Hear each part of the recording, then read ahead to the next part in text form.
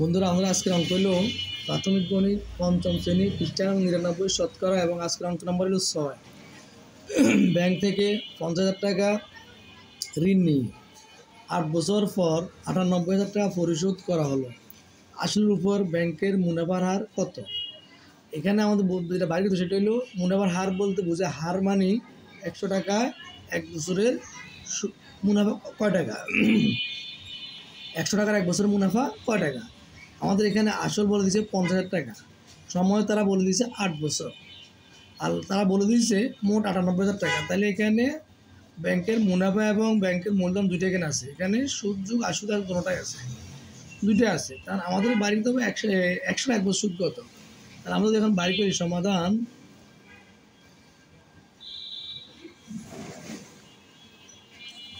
তাহলে 50,000 টাকা, এখানে সমাধান লাভ সমান মুনাফা, মুনাফা সমান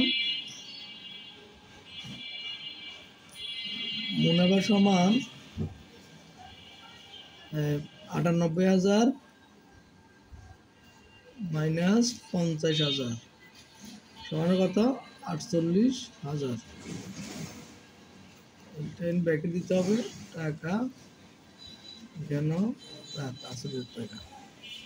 তাইলে বন্ধুরা এখানে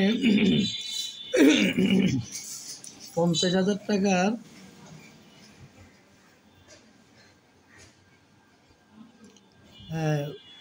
8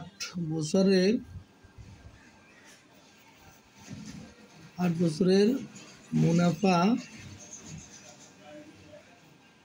48,000 টাকা। তাহলে বন্ধুরা আমরা এখানে বলতে পারি 1,000 টাকার 1 বছরের মুনাফা কত হবে। তাহলে এখানে যেহেতু আগে ছিল আপনার 50 টাকার মুনাফা, এখন একটা মুনাফা কমে যাবে। তাহলে 48,000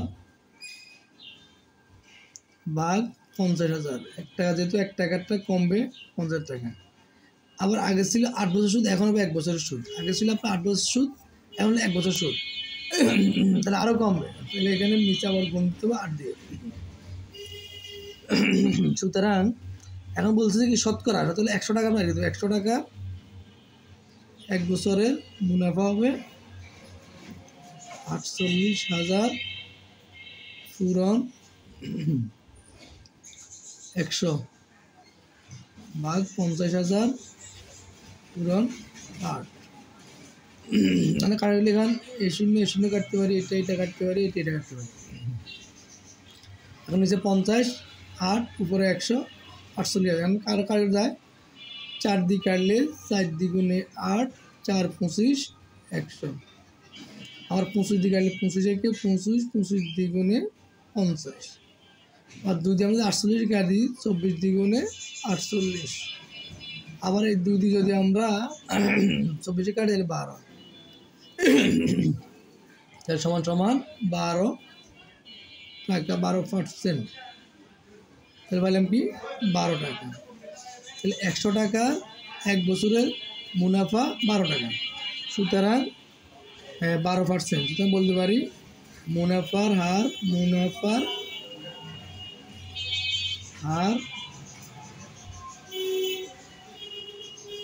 12%। তো 12%।